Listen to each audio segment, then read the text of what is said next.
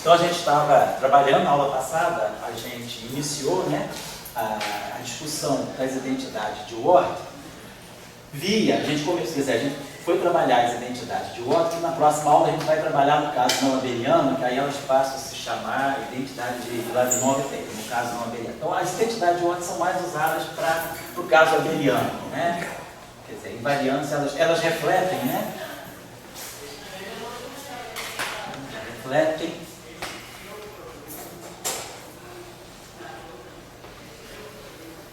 a nível quântico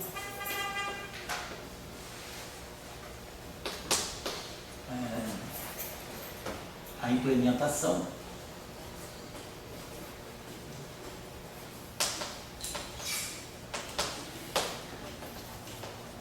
da simetria. Então ela é mais aberta, simetria 1, através de relações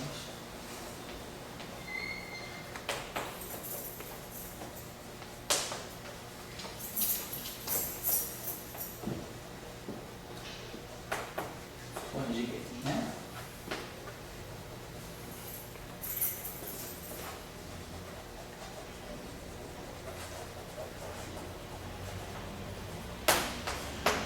Então esse é o papel das identidades de ordem. Depois nós vamos ver no caso não abeliano, né? Caso de Young-Mills.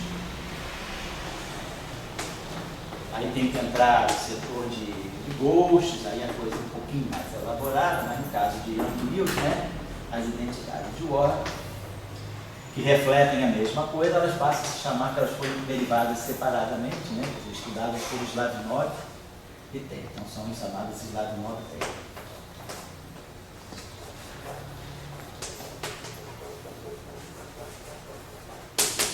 Então, por enquanto estamos trabalhando no caso abeliano, e aí nós pegamos o caso da QD escalar, né? Trabalhamos no caso da QD escalar.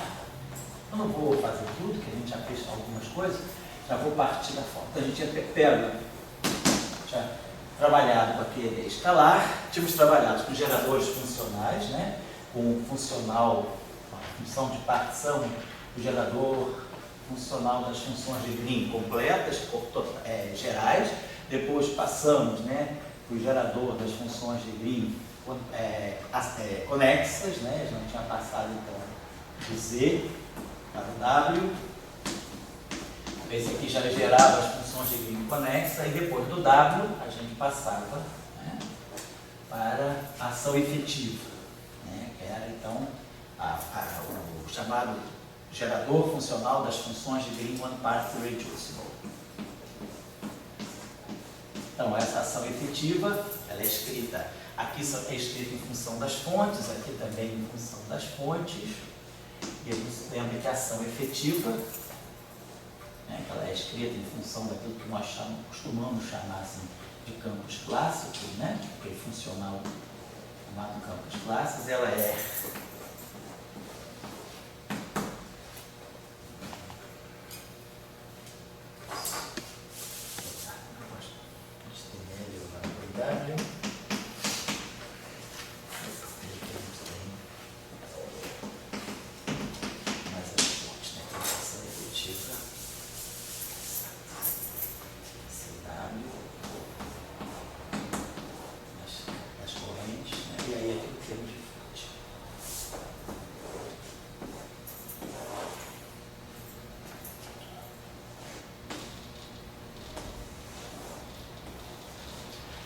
trabalha com essa transformação, dita transformação de Legendre, e é sempre mais conveniente trabalhar com as funções, porque a base está toda aqui, as funções de Green one-part reducible, a partir dela a gente constrói as conexas. Então elas são as mais fundamentais, e também porque a gente trabalha com, fica muito clara as correções quânticas diretamente computadas em cima da ação. Quer dizer, o que a gente sabe é que a nossa ação efetiva, né, esse gama aqui, ele na verdade fica assim, a ação clássica é a ação clássica mais as correções de loop, né? Vamos colocar aqui mais o gama, que inclui as correções quânticas, que portanto carrega potências, né? Ela vai depender de potências de H cortado elevado a N. Vai ser uma expansão perturbativa em H cortado ao quadrado. Então, normalmente a gente até escreve assim, né? A gente pode até grafar assim. H cortado, aí aqui a gente tem a correção a um loop, pode botar aqui um loop, depois H cortado ao quadrado, a correção à ação. Então, a ação efetiva, né, o gerador funcional dessas funções, esse gerador aqui é bem interessante, porque ele contabiliza para nós, né, tudo aquilo que os efeitos quânticos vão agregando à ação clássica. Oi? Se você fazer uma função de selo. Uma função? Selo. Sei. Então, selo é x mais x2, assim. É como se, ela é uma expansão, na verdade, porque a ação clássica, ela contém um polinômio, geralmente assim, é quádrico.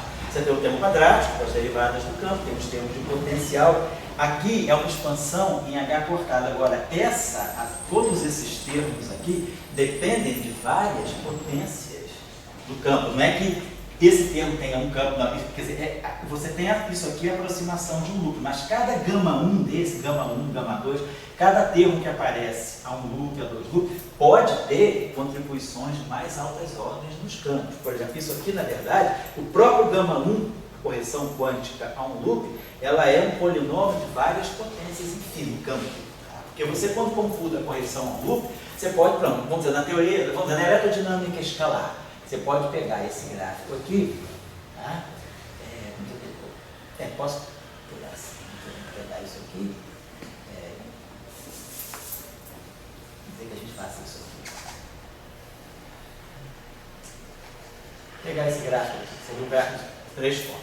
Mas eu posso pegar, por exemplo, nada me impede de pegar um gráfico desse tipo, uma correção a um loop que seja, vamos dizer, com 6 campos externos. Só que, claro, pelo Power Counting, nós já sabemos que esses gráficos com 6 pernas externas de A são finitos, mas são correções quânticas. Esse gráfico aqui não precisa de renormalização, mas ele gera uma correção de loop para ação, que tem 6 campos As nas linhas externas.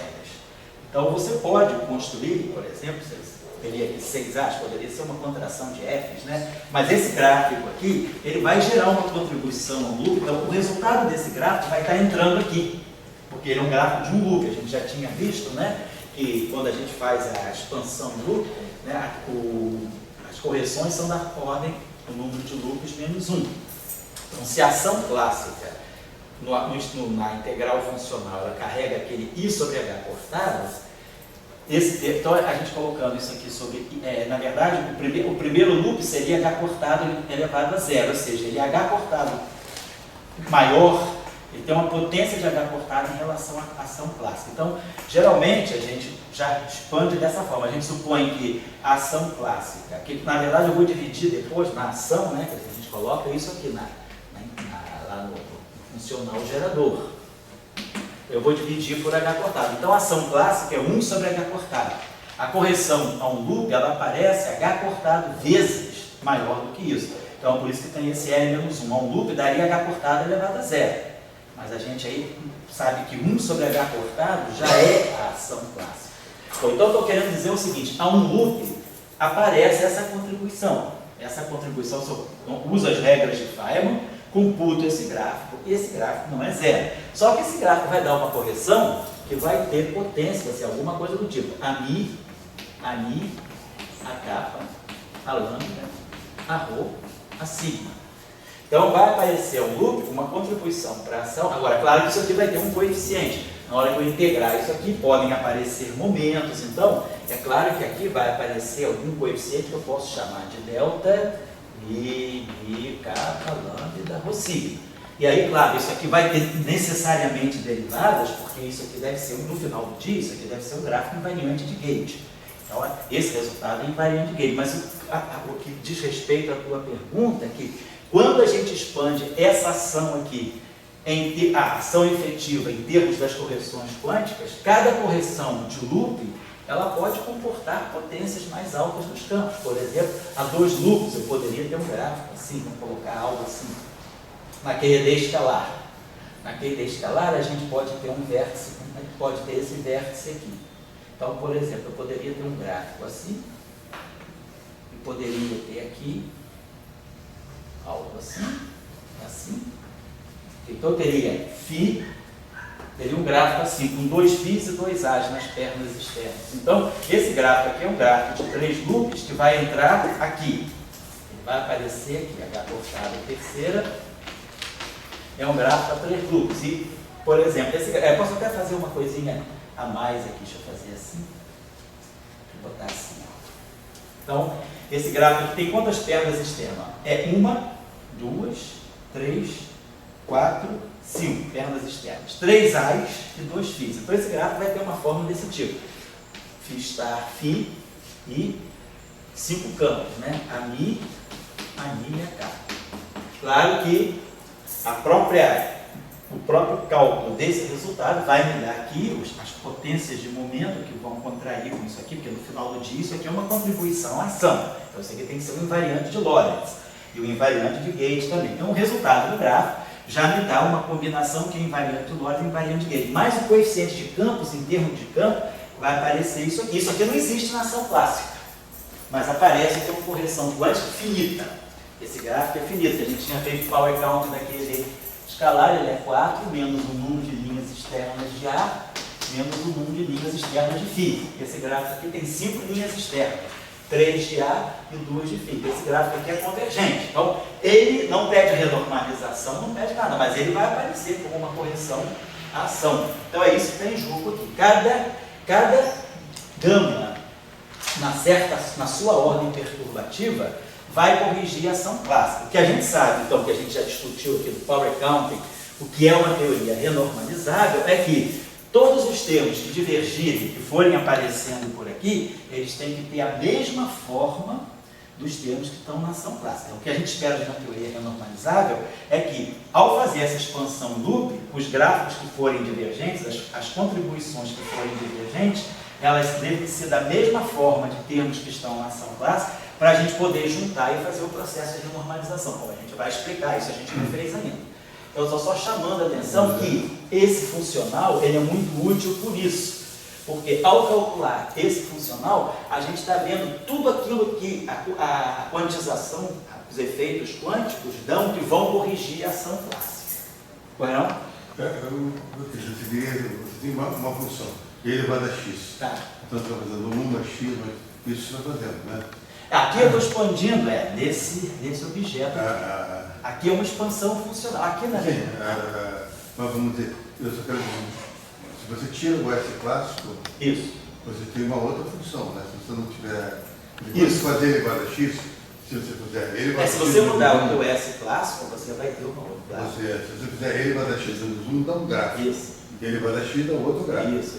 Se não tiver S clássico, só tiver outro, deixa aqui. Né? São duas coisas diferentes. São né? duas coisas diferentes. Tá bom? Então vamos lá. Bom, então a gente está trabalhando com esse. Seguinte, né? Fala aí. Você está dizendo que eu entendo o seguinte, a renormalização, eu entendo que ela só foi possível porque ela manteve a mesma forma das equações de movimento. Isso. Ela mantém a mesma forma que a ação clássica. Quer dizer, a renormalização, ela corrige exatamente a ação clássica.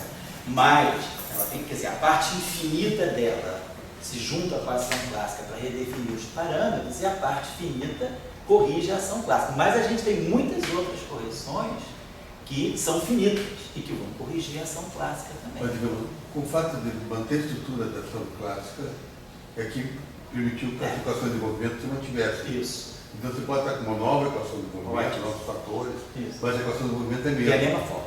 Esse é o sentido maior da renormalização. Esse é o sentido maior da renormalização. Você não foge ao padrão que a teoria clássica te dá, que a formação clássica te dá. Essa pergunta que eu volto sempre a ver. Isso aí. Hoje em dia você está com muita coisa de fóton, mídias, essas coisas desse tipo assim. E essas coisas elas não têm contrapartida clássica, né? Certo? Não tem. A pergunta de sempre. Não tem. O processo não existe classicamente, ele só existe através de correção. Quando eu passei aquele meio do domingo, eita, vai dar problema. Eu quase botei um bilhetinho para você, Lidória, essa é contigo. Que aí você tem aquela ressonância decaindo em 2 fótons, mas de novo, você não tem isso na ação clássica. Isso aí só aparece como efeito relativo. Qual a tua opinião, Inácio? Nasce afirmando. Nasce afirmando. Eu estou cuidando.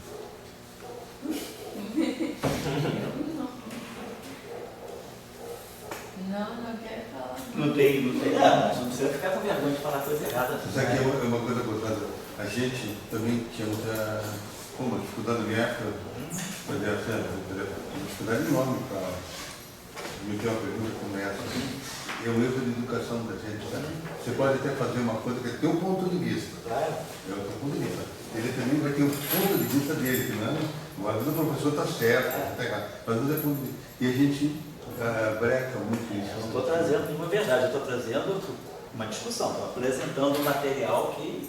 Não, mas eu digo, às vezes a pessoa é inteligente, eu me lembro da época da PUC, a gente era inteligente mas era. E hoje vocês estão tendo mais chance.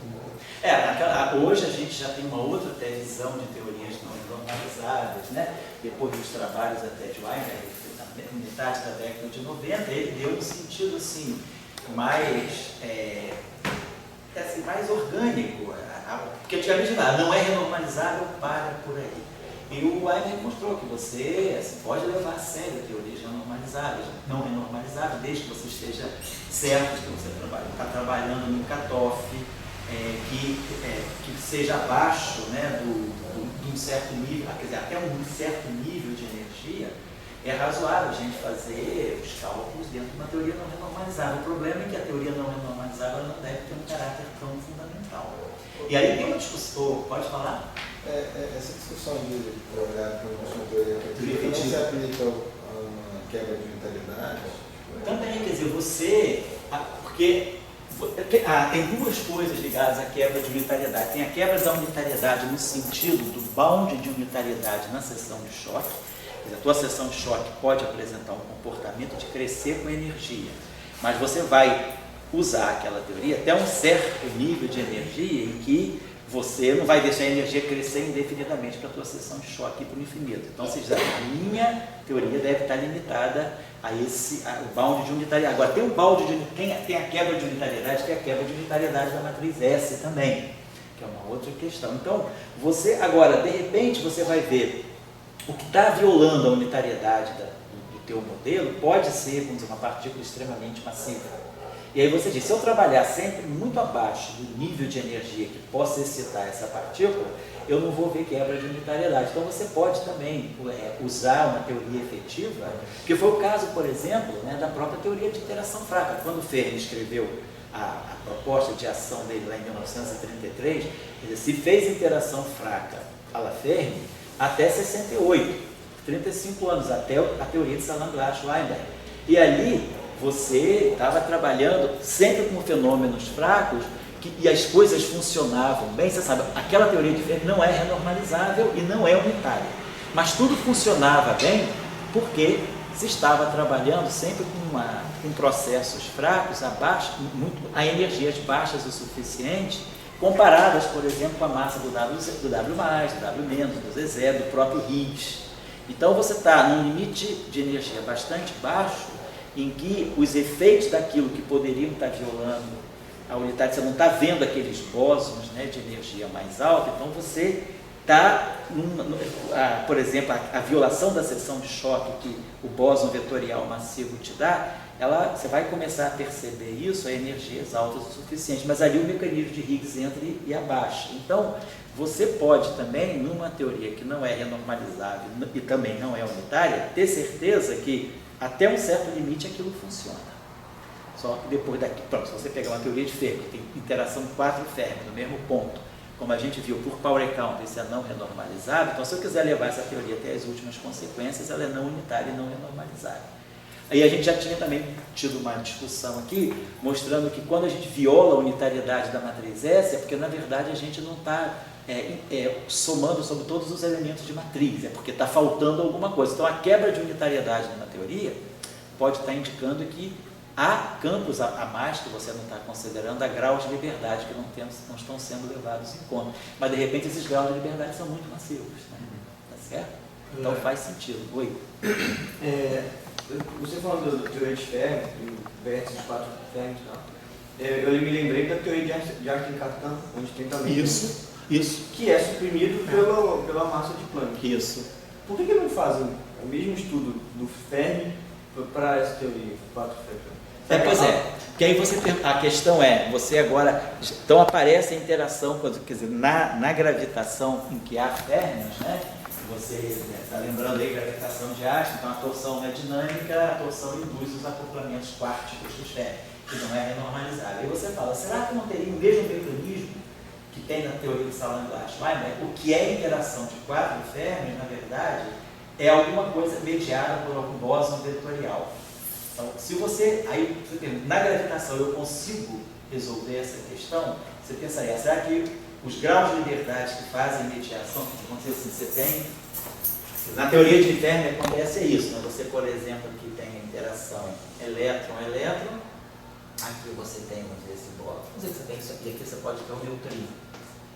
Então, basicamente, na interação de Fermi, né? Quer dizer, quando a gente tem na verdade, a gente tem o quark D decaindo no quark U, no elétron e no antineutrino do elétron, basicamente o que a gente está dizendo é isso. Eu tenho aqui o campo que descreve o elétron e o pósitron, tenho aqui o campo que descreve o neutrino e o antineutrino, e tenho aqui o setor do quark D com o quark U. Claro que tem aqui um gama-gama assim, eu não estou colocando a estrutura, mas basicamente a estrutura é essa aqui. Então, na teoria de Fermi, isso aqui é um vértice único, os 4 campos estão no mesmo ponto. Com a teoria de Salant-Glashweimer, a gente acabou vendo isso aqui. Então, na verdade, eu teria aqui o elétron, essa corrente aqui é a corrente leptônica, né? Então aqui está, eu tenho o elétron aqui eu tenho o antineutrino, e aqui eu tenho o quark D, quark U, e aqui o quark D. Então, basicamente, eu estou colocando aqui a corrente quark e a corrente leptônica, e está trocando aqui o dado. Na teoria de Fermi, isso aqui não existe, não tem esse mediador. O que eu tenho, todo esse mediador, se reduz a esse ponto, porque esse propagador aqui, ele tem o momento transfer dessa corrente para outra, menos a massa do dado. Se você está trabalhando em energias baixas, quer dizer, esses momentos de transfer são muito menores do que isso aqui, você basicamente está zerando isso aqui, e quem está dominando é isso aqui. Então esse propagador, ele deixa de existir como propagador e se reduz a um ponto, e na verdade essa massa ao quadrado aqui, ela entra na constante de acoplamento. Isso aqui tem uma constante de acoplamento G e aqui G, então na verdade esse gráfico vai ficar G2 sobre a massa do W ao quadrado. Então, que realmente é a constante de Fermi, a constante de acoplamento de Fermi é isso aqui.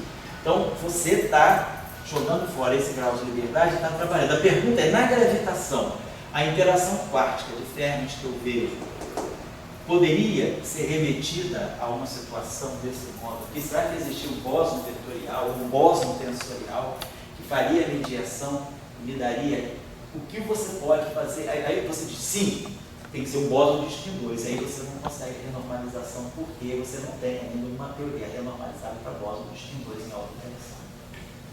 A não ser que você inclua termos de derivada superior, que você tem modelos que são alternativos, mas você não tem genuinamente uma teoria de campos para spin 2 em alta interação que seja renormalizada. E brincar. Então, a lição que você gostaria de isso, aí você tentou. Tanto é que o Salant, logo depois que ele fez a teoria, foi um dos coautores da teoria eletrofrágil, em 68, em 72 ele iniciou uma linha de trabalho, se vocês podem identificar na literatura, chamada Strong Gravity, que ele tentava trazer as lições do modelo eletrofrágil para a gravitação, mas a Strong Gravity não deu certo. Tem um review muito bom, tem um Physics Reports, tem um Physics Reports. Bom, quer dizer, para quem, eu diria assim, para efeito, não diria só histórico, assim, para efeito de compreender como uma teoria não está boa, né? Quer dizer, esse Physics Reports, acho que ele é de aproximadamente 78. São dois autores esses. São dois indianos.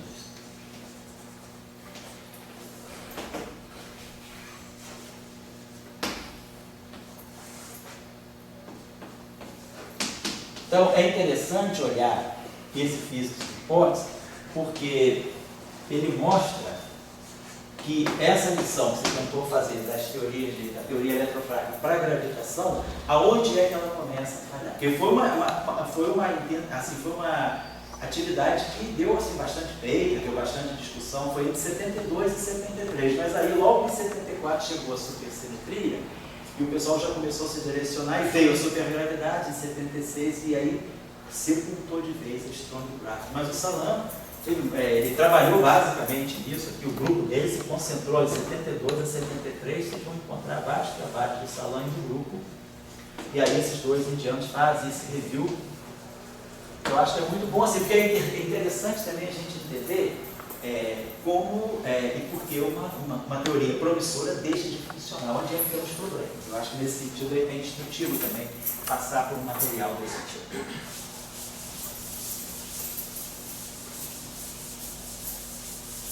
Então vamos lá. Então a gente já tinha chegado, né, viu chegado a expressão geral.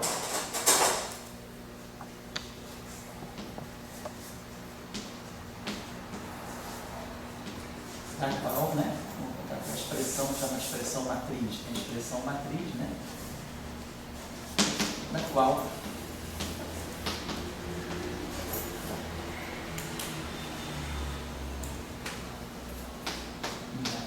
a gente manda aqui, deixa lá.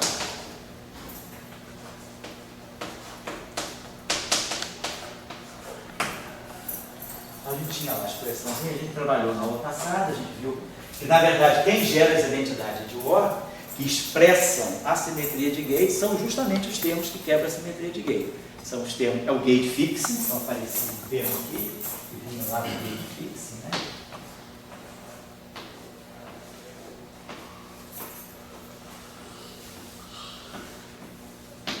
Depois, o termo de fonte, aí aparecia aí aqui aquele termo aqui, e a derivada funcional da ação efetiva em relação ao AI. Aí depois a gente tinha um termo aqui que era menos, a gente estava chamando a constante de acoplamento de G.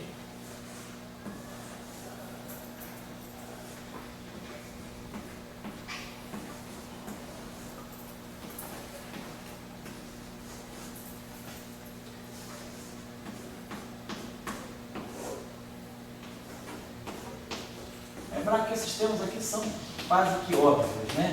Só lembrar, o termo de gate fixing, né, que é 1 sobre 2 alfa mi ao quadrado, ele não é invariante de gate. Então, quando a gente fizer a variação de gate, né, do gerador funcional, ele sai do expoente e ele produz aquele termo, né? 1 sobre alfa mi a mi, e aí produz aqui o D'Alembertiano do parâmetro de gate. E aí a gente integra por parte, ganha esse termo aqui. Esse termo aqui é o termo claramente que vem da fonte. É o termo que acopla Jmi com a Mi. A variação do AMI é isso aqui. Então isso aqui integra para cá. E aí a gente sabe que na formulação funcional, a corrente é a derivada, quer dizer, para ação efetiva, né, d gama dA é menos o J. Então esse termo aqui é o termo que vem do acoplamento do campo de gate com as fontes. Esse termo aqui é a mesma coisa. Eu tenho φ acoplado à sua corrente. E aí, esse campo aqui, a variação de gate dele está aqui, e o Jφ depende, também vocês podem encontrar em certos artigos ou em certos livros aqui o φ está, porque depende de como você introduz as fontes. Você pode introduzir as fontes assim, φ com a sua fonte correspondente Jφ, mais φ está com a sua fonte correspondente Jφ está. Ou você pode escrever assim, φ está se acopla com a fonte Jφ e φ se acopla com a fonte Jφ está. E aí esse objeto aqui passa a ser Jφ passa a ser a derivada do dado em relação ao φ. Esse d gama de φ, d gama, se eu derivar gama em relação a φ, eu ganho o Jmi estar. Então eu faço a variação desse e esse aqui. Então todos esses termos aqui são termos de fonte. Então essa variação aqui vem do gate fixing. Então, esse termo aqui vamos dizer assim, é produzido pelo gate fixing, provém do gate fixing.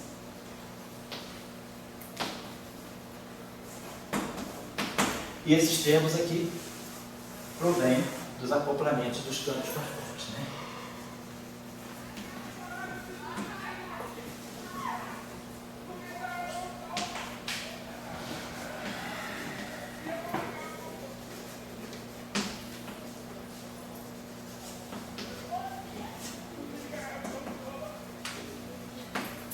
Então a estrutura vai ser sempre essa. Claro que é uma teoria não abeliana, aí a gente tem a questão dos ghosts. Aí os ghosts para dentro do copo, a gente vai discutir na próxima aula, naquele centro. Muito bem, então a gente na aula passada já tinha até feito o primeiro exercício, que era derivar essa equação aqui em relação a um único A. A gente pegou lá, isso tudo aqui acontece, supondo que seja tudo coordenada x. A gente pegou, por exemplo, a derivada em relação a um ani de y. E aí esse termo aqui vira uma função delta de Dirac. Esse termo aqui produz uma função de 2 pontos.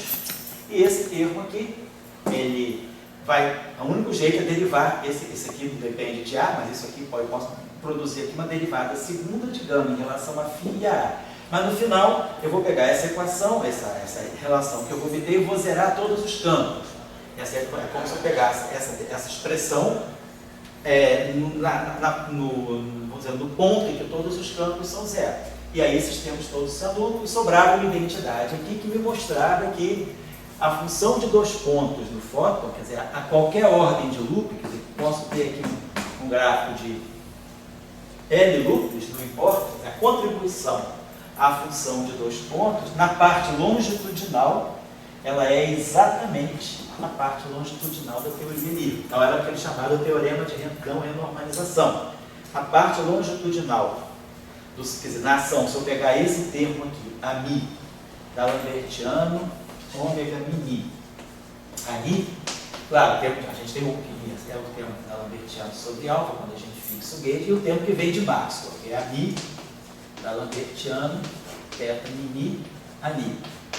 Quando nós introduzimos, então isso aqui é ação clássica, quando nós introduzirmos as correções quânticas, esse termo aqui não vai aparecer em nenhuma ordem perturbativa. Esse termo aqui, ele é clássico, ele fica clássico. Então, todos os termos que aparecerem aqui, H cortado, H1, gama 1, H cortado ao quadrado, gama 2, nenhum termo que provém das correções quânticas vai ter essa forma. Essa forma que ela só existe, a trileve fica ela mesma, não recebe nenhuma correção quântica.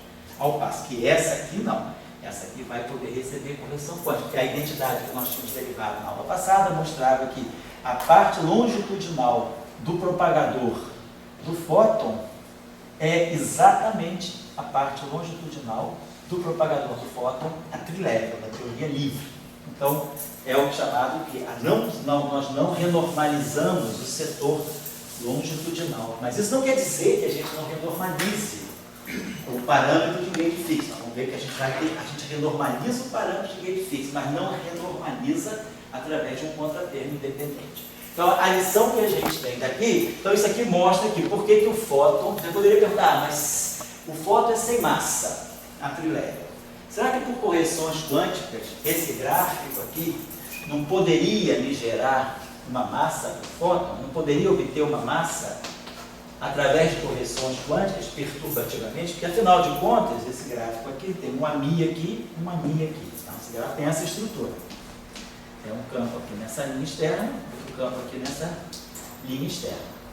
Então, esse gráfico aqui, ele pode me dar contribuições, ele poderia me dar uma contribuição qualquer, vamos dizer assim, uma função qualquer, vamos dizer que esse momento aqui seja um momento kappa, vamos mostrar aqui um momento P, e aqui, claro, aqui loop tem quantos momentos eu quiser, tem quantas integrais eu quiser, então isso aqui deveria depender, vamos dizer assim, desse f de P, né? E aí deveria ter aqui alguma coisa do tipo θ mini, a mi, θ mini, a mi, e a parte longitudinal. A parte longitudinal não vai aparecer. Agora, será que eu poderia perguntar, então, será que só vai ter isso? Não poderia aparecer alguma coisa que apareceria aqui, um f de P, mas um termo do tipo a mi, ali? Eu poderia dizer, será que eu não posso gerar massa? Mas aí a massa, ela tem um termo longitudinal. Ela tem uma contribuição longitudinal. E a contribuição longitudinal, nada aparece a partir desse gráfico que possa ser longitudinal. A causa dessa identidade que a gente tem. Então, a massa, quer dizer, o fóton não adquire massa por efeito quântico. O fóton permanece sem massa a todas as ordens de teoria de perturbação por causa dessa identidade de Ward, tá certo? Isso vai ser que me chama. Eu não sei se na QD, escalar não sei, mas na QD espinorial, você tem um teorema lá que para você fixar o grau de liberdade, o terceiro grau de liberdade da parte do fóton, né, para que esse grau não físico não se propague. Essa identidade de Ward é o que pode, porque é o que deixa isso. Né? Se fizer trilevel para qualquer ordem. Que te garante isso. A identidade de Ward diz que o que dá trilevel para a parte longitudinal fica, é o que se chama de teorema de não renormalização. Nada que vem das correções quânticas afeta a parte longitudinal do fóton. Então, vamos derivar uma outra relação. Então, a gente derivou. Vamos fazer o seguinte: vamos derivar essa equação em relação a um ani e vamos derivar em relação a um campo, vamos dizer assim, φ de Z e a um φ estar x, y, z tá. Vamos dizer assim, um φ estar de dado. Ou então, vamos fazer mais simples aí, né? Vamos pegar primeiro, a gente tem, derivando uma vez em relação a gente gera só a relação do propagador. Vamos derivar então, fazer o seguinte, vamos derivar em relação a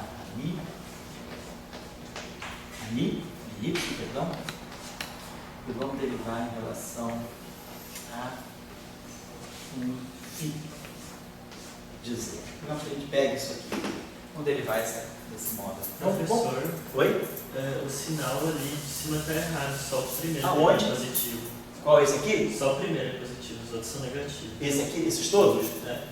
Não, acho que não. Depende de como é que você colocou, depende de como é que você acoplou as correntes.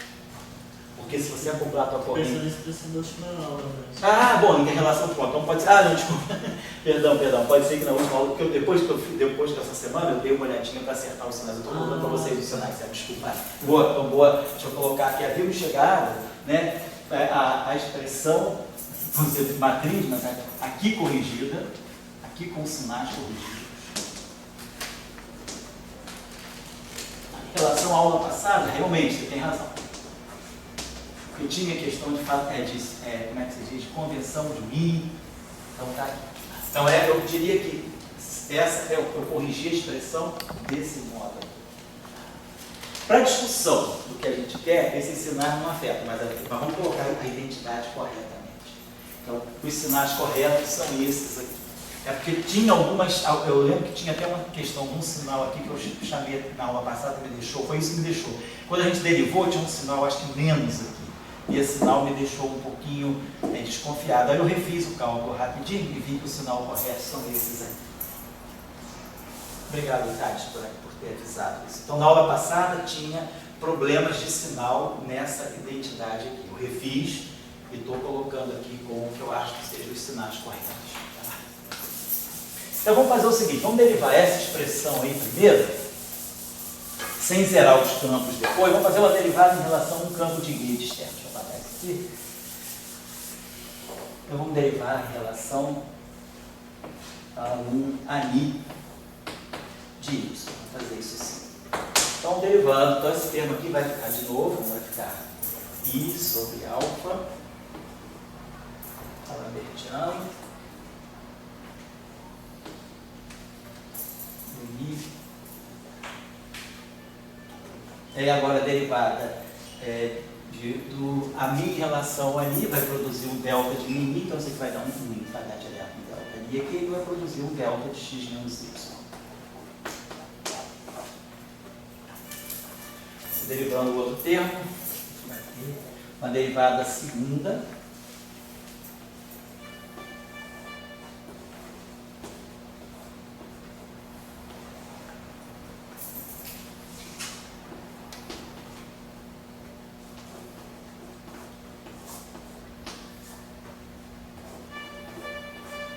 vamos fazer o seguinte, vamos derivar tudo em relação, vou botar esse ani embaixo para poder ficar. Se eu derivar em relação a ani embaixo, eu vou produzir aqui um eta mi, e aí aqui vai ficar um di. só botar isso aqui. Olha, só para acertar. Bom, então derivamos em relação a... E aquele termo lá, menos G, φ de x, vamos marcar aqui φ de x, e a derivada segunda, gama em relação ao φ.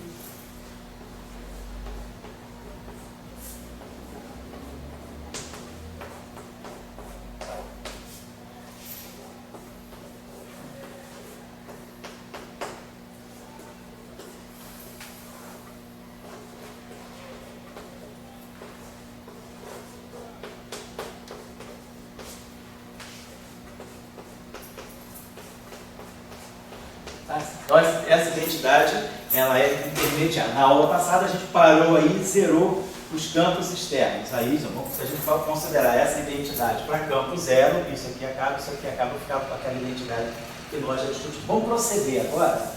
Vamos apagar isso aqui. Eu vou fazer mais uma derivada aí.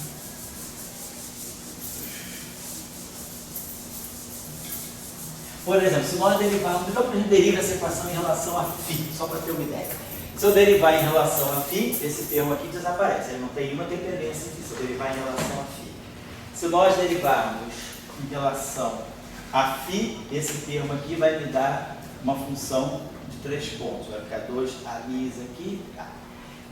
Se nós derivarmos em relação a φ, eu vou matar esse termo e vou poder gerar um termo que vai ter 2 φs. Então, talvez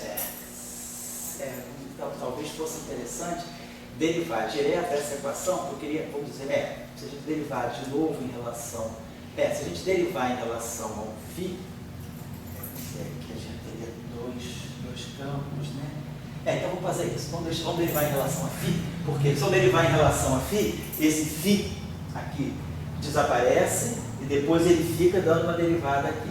Se eu derivar em relação a φ, esse termo aqui vai produzir um dφ e esse cara aqui fica. Se eu zerar o φ estar, se eu zerar o φ, eu vou ter uma função aqui de vértice tal. Ou se eu derivar, então, se nós derivarmos em relação a φ estar, se eu derivar em relação a φ, poderia apenas derivar em relação a φ. A gente aqui tem claramente um propagador. Isso, né? Então vamos fazer o seguinte, talvez fosse mais interessante a gente não... Vamos deixar essa identidade como está. Eu acho que não vai ser interessante proceder assim. Vamos fazer o seguinte, antes de chegar na... Queria pegar uma relação de vértice. Por exemplo, alguma coisa que relacione o vértice com o propagador. Mas seria interessante a gente ter o propagador da matéria, porque eu ficaria com a função de 2 pontos. Vamos fazer o seguinte, vamos pegar aquela relação que eu tinha aqui. Desculpa aqui, vou voltar a essa relação aqui, que é a nossa relação original, né? Perdão, deixa eu voltar ela aqui, só que eu vou comparar as duas coisas para vocês saberem exatamente o que a gente pode querer.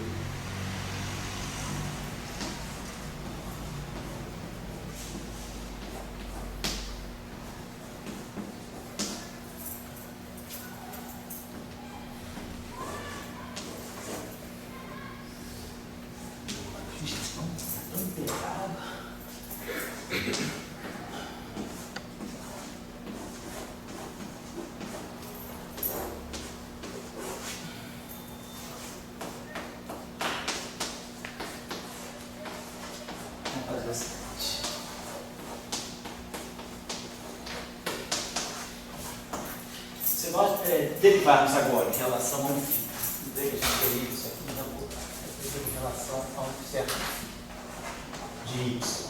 Então, se nós derivarmos em relação a um φ de y, claro que esse termo aqui desaparece, esse termo aqui vai dar alguma coisa, aí eu vou desaparecer com esse termo aqui, esse aqui fica aqui. Vamos fazer isso, vamos derivar em relação a φ, depois a φ está. Então, derivando em relação a φ, esse termo aqui desaparece. Então, vou deixar essa expressão aqui, ela já serviu para a gente quando a gente tomou φ igual a φ estar igual a zero. Então, ela já tinha dado para nós, reproduz, quer dizer, já deu para nós a não renormalização da parte longitudinal do propagador. Acho que ela só foi útil para isso mesmo.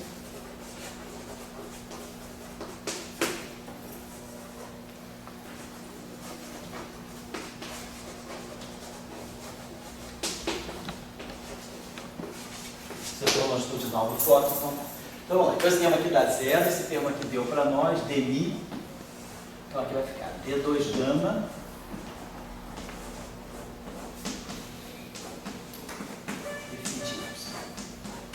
esse termo aqui vai dar duas contribuições, menos g, então a primeira contribuição vai ser a derivada em relação a y, vai ficar aqui delta de x menos y, e aí a gente mantém isso aqui. E aí agora o outro termo, que é menos g de x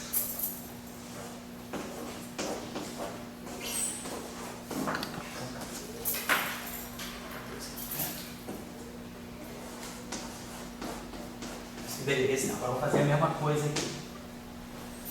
Esse termo aqui fica então g φ de x. Ele vai produzir aqui para nós simplesmente a derivada segunda agora. Só vai sobrar um termo aí.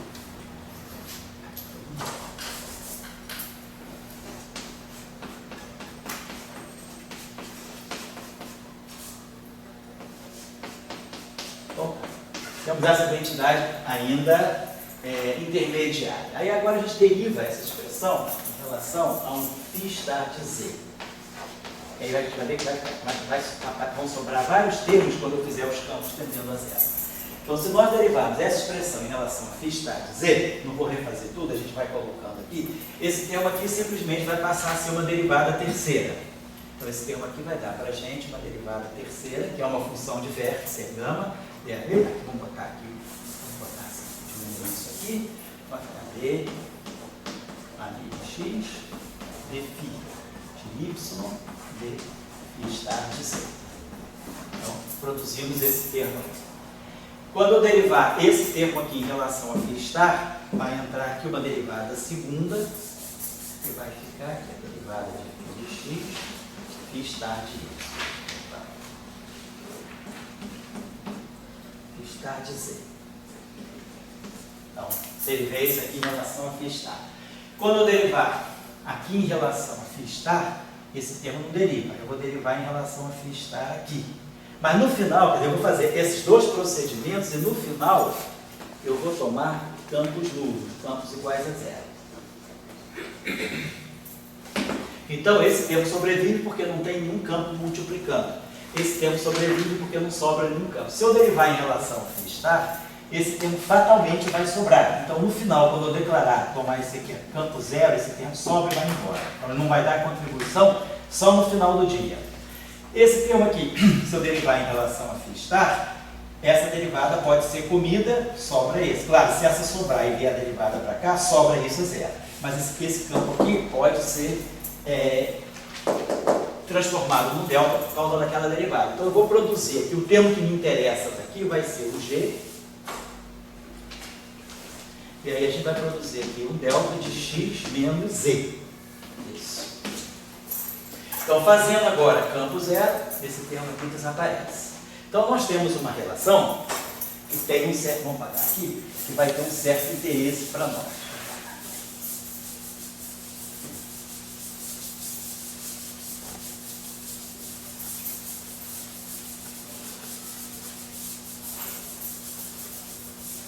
Então, esse termo aqui,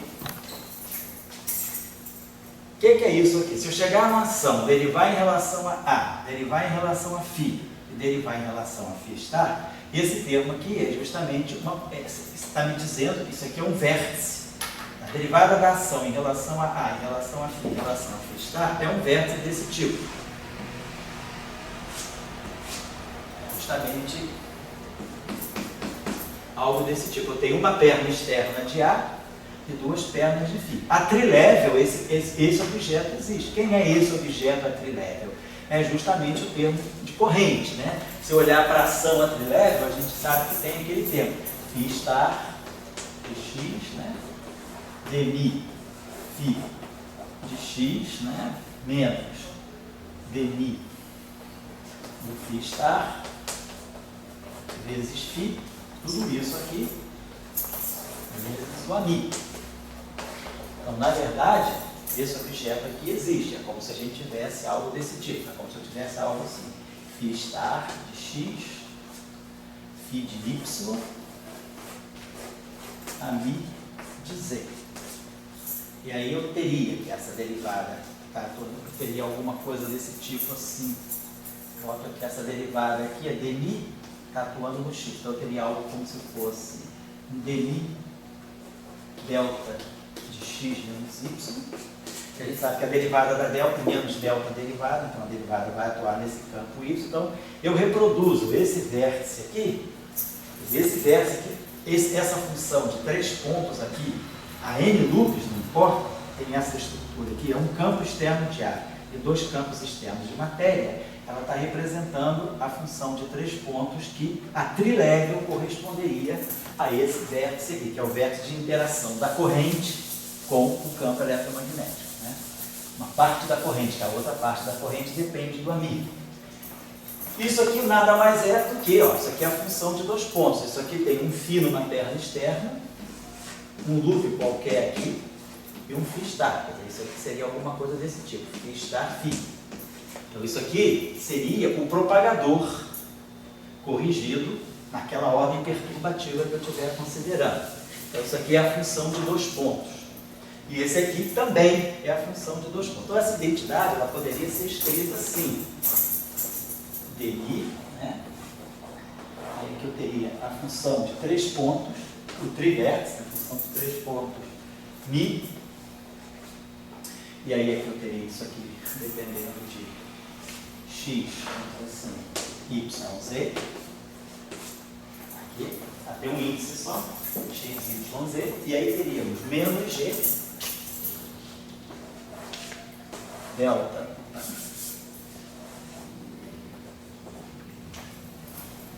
x menos y,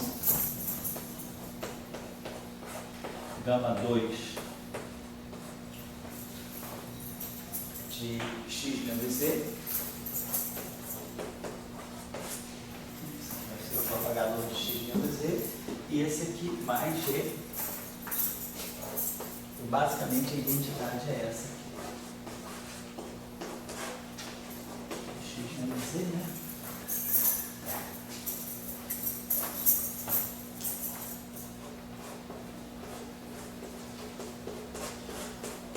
Basicamente, o que eu tenho? Tem uma relação entre a parte longitudinal desse trivértice, eu tenho essa função de Green aqui, tem isso aqui.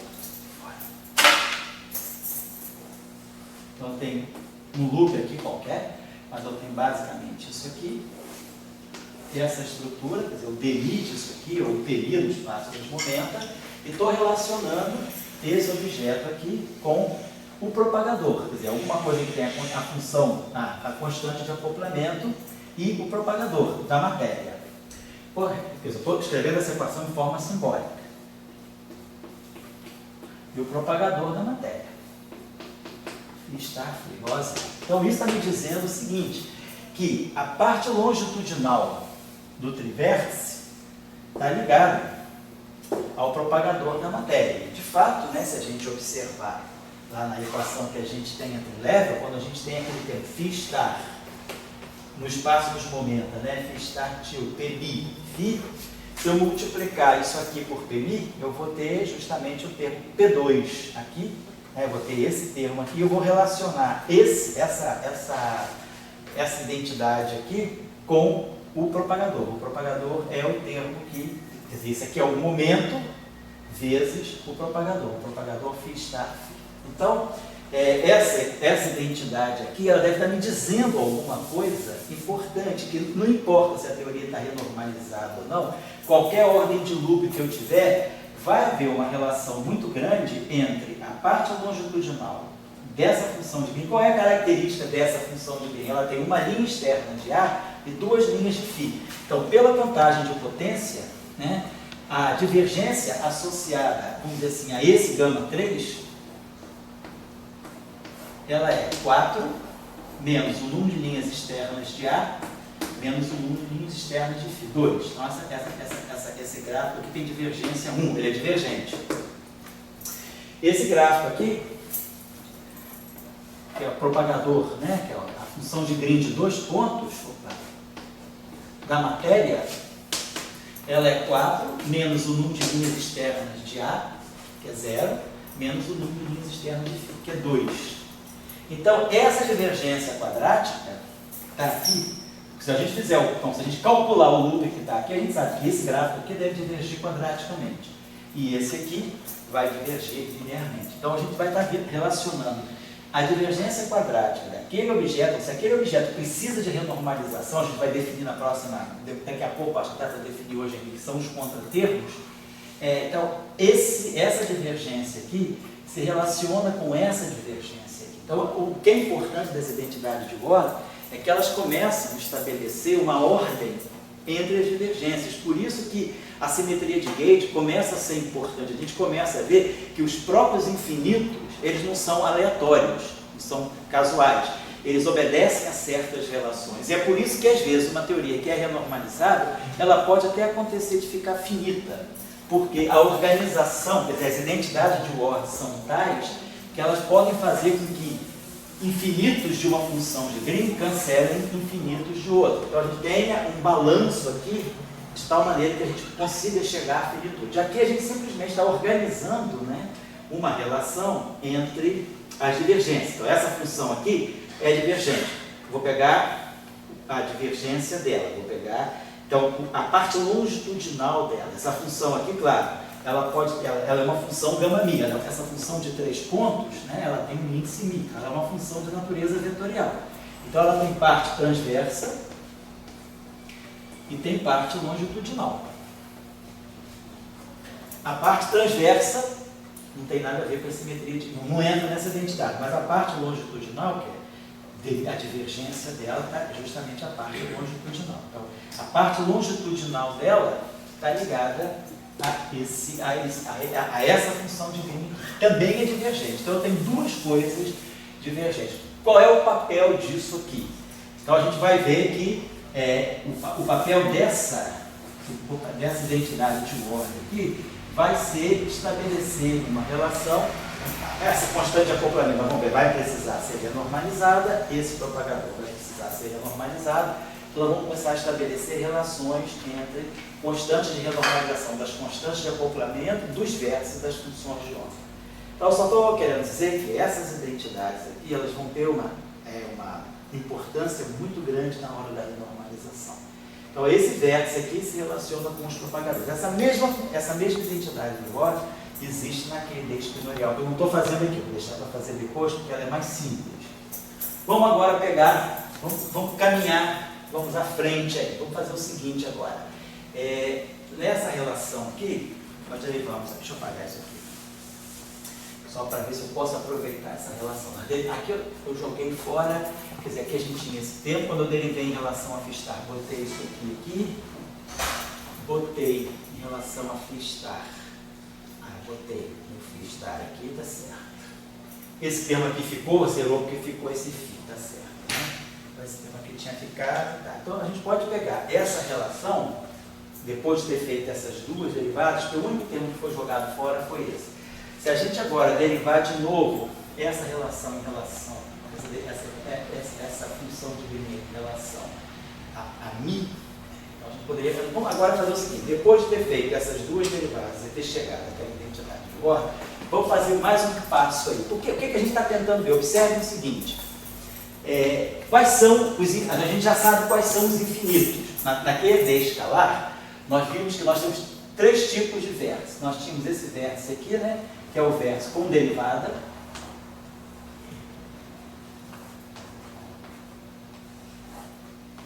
Com mi, tá? O vértice que tem aqui. Nós temos esse vértice aqui, a gente tinha estudado aqui D escalar lá atrás, né? Então tinha esse vértice aqui, pela simetria de Gauge, né? Na teoria clássica, na formulação clássica, aparecia com a mesma constante de acoplamento, só que ao quadrado. E depois, claro, nós tínhamos introduzido esse termo aqui, que a renormalizabilidade da simetria de Gauge me permitia. E era uma divergência também primitiva. Então, os acoplamentos daquele D escalar são esses aí. E aí a gente observa o seguinte, esse vértice aqui, qual é a estrutura desse vértice? 2 φs e 1 A. Então ele tem uma divergência linear. Então vamos dizer, a divergência desse desse grafo aqui é linear, desse vértice é linear. Essa estrutura aqui tem 2 A's e 2 P's. Então, esse vértice também é divergente, só que ele é logaritmicamente divergente. Né? Lembrando que a regra de contagem de potência daquele escalar, ela obedece a esse padrão aqui. Esse vértice aqui também é logaritmicamente divergente. Vamos apagar isso aqui. Então, se nós formos observar, esse setor aqui é divergente. Esse setor aqui é menos divergente. Porém, a trilevel, quer dizer, na teoria clássica, na formulação clássica, eles têm a mesma constante de acoplamento. Quando os infinitos aparecerem, quando houver as correções quânticas, eu vou ter correções quânticas, eu vou calcular um gráfico desse tipo, vai introduzir uma correção quântica aqui. E se eu pegar um gráfico que tenha essa estrutura, 2 A's e 2 P's, esse gráfico também eu posso, vários gráficos a um loop, a 2 loops, com essa estrutura, eles também vão gerar correções aqui. E aí a pergunta é, será que quando as correções quânticas entrarem aqui, e as correções quânticas entrarem aqui, eu vou perder essa relação aqui? A constante de acoplamento que está aqui é G, aqui é o quadrado, elas são exatamente uma ao quadrado da outra. Será que a correção quântica vai alterar, né, vai fazer, o meu G vai receber uma correção, o meu G2 vai receber outra correção, vamos chamar aqui de um delta linha de G2. Será que no final do dia, isso que eu vou ter aqui vai ser o quadrado disso?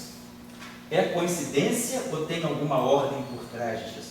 Então a simetria de Gauge me diz que é muito importante ter esse balanceamento aqui. Então, eu tenho que ter uma ideia sobre o que acontece com essa divergência e o que acontece com essa divergência. Então, talvez seja interessante eu obter uma identidade que me relacione essa função com essa função. Esse seria o objetivo. Então, se eu pegar essa expressão agora e derivar em relação de novo a um A, eu vou produzir aqui justamente uma derivada quarta com 2 A's e 2 P's. Então, eu vou estar produzindo exatamente esse tipo de função de Green. Se eu derivar isso aqui em relação a um A, eu vou estar produzindo exatamente a derivada terceira em relação a 2 P's e um A. Então, eu vou estar produzindo essa função de Green aqui. A mesma coisa vai acontecer aqui. E esse termo, quando eu derivar em relação a A, esse termo aqui vai sempre sobrar um φ e vai ser zero.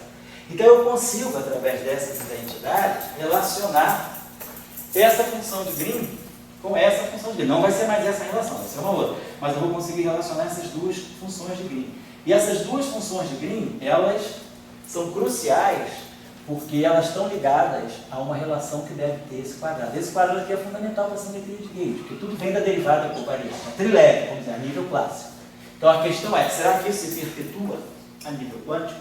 Essa constante de acoplamento aqui é completamente livre, porque essa constante de acoplamento aqui, esse acoplamento aqui não tem nada a ver com um acoplamento este, não é um acoplamento de Gauge, então eu não preciso relacionar ele com nada, ele é por si só, ele já é invariante de Gauge. Mas esse termo aqui não é invariante de Gauge, nem esse, mas a soma dos dois é. Então eu tenho que assistir com o termo cinético, e o termo cinético está aqui. O que garante a simetria de Gauge daquele D escalar é tudo junto, ó. É esse termo aqui, que na verdade aquele D escalar é isso aqui, né? dmi φ, tá? dmi φ. É isso aqui que tem invariante de Gauge. Mas quando a gente coloca para olhar, separar na teoria de perturbação o que é propagador e o que é vértice, a gente desmembra isso tudo. Então a gente vai ter um termo que é esse aqui, que é o termo cinético, que não é invariante de Gauge. Aí vai ter o termo, aquele termo lá, IG, φ está, a derivada nos dois sentidos, atuando em φ vezes a μ. Esse termo também não é invariante de Gauge. E aí vem o outro termo, que é o G2, φ está, φ a μ. Então, nenhum desses termos é invariante de Gauge por si só. Mas o conjunto deles é, o conjunto deles me dá isso aqui. Claro, tem um fator 2 aqui que eu não estou colocando. Mas se eu abrir isso aqui, Então, aqui eu tenho tudo separado. No Lagrangiano, quando eu tiro os vértices e os propagadores, eu abro essas derivadas covariantes, eu quebro tudo. Então, o que vai equilibrar a minha simetria de gauge, eu vou precisar do termo de propagador, vou precisar do termo de trivértice e vou precisar do termo de quadrivértice. Essa função de Green aqui, ela já me relaciona o trivértice com o propagador. Se eu sai alguma divergência que está aqui, vai ter que estar relacionada com essa divergência aqui. Então, aquela função de Green que nós derivamos, ela está relacionando esse setor com esse setor. E agora, essa nova identidade de Ward que eu estou falando com vocês, eu vou precisar relacionar esses dois aqui, que no fundo é relacionar isso aqui com isso aqui, porque eu quero que o todo seja invariante de gauge. Então é por isso que eu estou buscando essas identidades, não é assim, buscando aleatoriamente, não. Eu já vou direcionado porque eu sei que se a teoria é renormalizável, nós já sabemos que a QD escalar é renormalizável por power counting, a gente já tinha feito esses cálculos lá no início do curso. Então, se ela é renormalizável, eu sei que esses termos todos aqui, quer dizer, eu vou poder sempre jogar os termos que são infinitos, eu vou poder sempre organizar junto com os termos que estão na ação de partida, na ação clássica. E aí, esses três termos aqui, na ação clássica, são cruciais que eles se equilibrem para dar invariância de gauge. Quando eu quantizo, quando a gente vai colocar os efeitos quânticos, isso aqui vai ser uma função de Green nova, vai ter correção completamente assim, solta para o propagador, vai ter correção para esse, vai ter correção para esse. Será que essas correções também vão ser organizadinhas para eu manter a simetria de gauge depois que eu incorporar as correções quânticas? Ou as correções quânticas podem perturbar, acabar com isso tudo, destruir toda a simetria? Então, eu já vou buscar as identidades de Ward que me relacionem aquilo que deve já estar relacionado na formulação clássica. Por exemplo, na eletrodinâmica de Dirac, nós temos esse termo aqui, psi barrado psi ali, não é invariante de gauge, mas ele precisa da ação de Dirac. Quer dizer, esse, se eu juntar agora o termo cinético do Feynman com o termo de interação, é isso que dá a simetria de gauge, porque pelo Lagrangiano de Dirac, com a derivada covariante, é isso aqui. Então, esse termo que vem da parte cinética e esse termo que dá a parte de interação, eles dois se combinam para dar isso aqui. Então, eu espero que naquele espinorial eu tenha também uma identidade de Ward que me relacione o propagador do Feynman com o trivértice, que é exatamente uma relação desse tipo. O propagador da matéria, nesse caso aqui é o escalar, nesse caso aqui vai ser o propagador do Feynman, o elétron-pósitron, e o trivértice, que vai ser isso aqui. Só que na QED escalar para por aí, na QED espinorial para por aí, eu não tenho mais nenhuma interação. Então, o que vem de infinito, quer dizer, o tipo de infinito que sai da função de 2 pontos, só vai precisar se relacionar com a função de 3 pontos. A QED escalar não, porque ela tem esse vértice a mais. Ela não tem só isso. Corrente, propagador, ela tem propagador, corrente e um outro pedaço da corrente. Então essas três coisas têm que estar organizadinhas. Então tem que ter uma identidade de Ward que organize isso. Então eu preciso agora buscar uma identidade de Ward que me dê uma função de 4 pontos. Então é por isso que eu vou derivar mais uma vez. Então essa aqui ficou a função. A identidade do Ward, ela organiza a simetria de gauge que já tinha na parte clássica. É só isso. É só isso. Ela vai garantir que as correções quânticas, os efeitos quânticos vão entrar, vão modificar a ação clássica, mas sem quebrar a simetria de gauge. Quer dizer, eles vão dar correções, tanto na parte infinita quanto na parte finita, mas você não vai perder essa. Porque você poderia pensar, bom, os efeitos quânticos são aleatórios, são campos que estão flutuando à vontade, né, dentro, lá na integral de caminho, eu estou integrando sobre todas as trajetórias. Por que essas correções vão ser tão amarradinhas assim? Poderia cada termo ir para um lado, mas aí a gente está, as identidades de ordem que vão garantir que os termos todos se organizem para que a gente não perca a simetria de gauge. Então, se a gente derivar de novo essa relação mais uma vez, eu vou guardar essa identidade aqui, vou deixar isso, vamos escrever essa identidade aqui.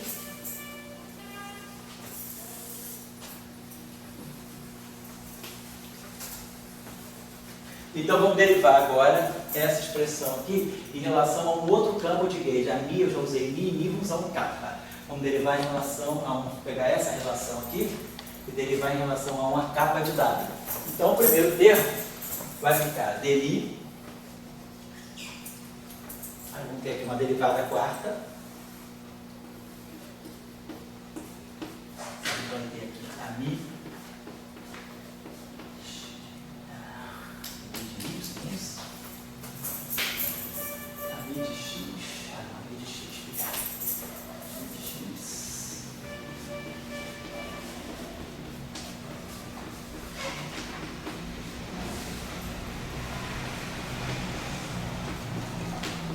Então tá, já está me dando uma função de 4 pontos. Essa aqui vai me dar uma função de 3 pontos.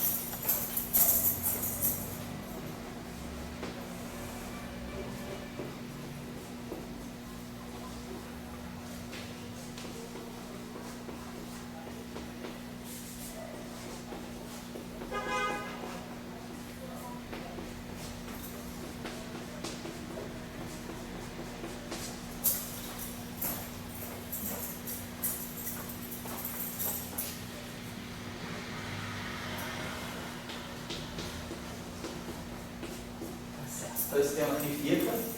Esse termo aqui vai morrer de qualquer jeito, porque vai sobrar esse campo aqui. E aí esse termo aqui vai aparecer uma derivada nova aqui.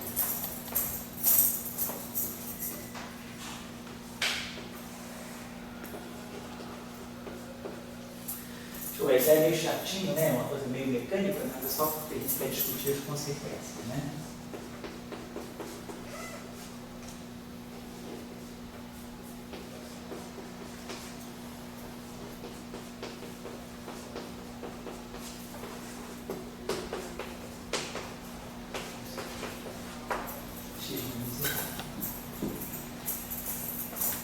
É legal. Bom, então a gente está vendo que a gente ganhou uma identidade aqui. E, de novo, está me relacionando a parte longitudinal da função de 4 pontos, que é então essa função de Green que está envolvida aqui, é esse processo aqui, esse vértice aqui, 2 campos de gauge e 2 campos de matéria, essa função de Green aqui, e essa aqui é o vértice. Todas as duas, né? Esses 2 termos aqui estão me dando, então, o trivértice. Então, de fato, o que vai acontecer com essas correções quânticas aqui, essa relação está amarrando as correções quânticas, a constante de acoplamento e a função de 3 pontos. Então, isso aqui deve estar sendo, vamos dizer, uma versão quântica, uma versão depois das correções quânticas incorporadas, inclusive os infinitos, né, do mecanismo que está acontecendo aqui, para que a simetria de Gates se processe. É claro que a gente aqui está trabalhando tudo de uma forma fechada. A gente não explicitou ainda um processo de regularização e nem iniciou o processo de renormalização. Agora sim, quando eu for calcular essas correções de loop, vão aparecer aqueles infinitos. Aí eu vou fazer o quê? Eu vou usar regularização implícita, vou usar regularização dimensional, vou usar Katoff, vou usar Pauli-Villars, vou usar método de Slavnov, vou usar BRST, vou usar regularização causal. Eu tenho, né, na praça uma multidão de regularização analítica, pelo menos 7, 8 processos de regularização. Regularização na rede, vou fazer Lattes, né, para isso também, é uma forma de regularizar. Então você tem 8, 9 processos de regularização. Então a gente vai escolher um deles e aí a gente vai regularizar do momento que essas grandezas que têm os infinitos, isso aqui é um quadro inverso, não tem infinito. É logaritmicamente divergente. Isso aqui é linearmente divergente. Mas, ó, isso aqui é logaritmicamente, mas ganha uma derivada. Então, a derivada de uma coisa linear, de uma coisa logarítmica, ganha dimensão 1. Então, isso aqui, na verdade, dimensionalmente está ok. Isso aqui é linearmente divergente, isso aqui é linearmente divergente, isso aqui é logaritmicamente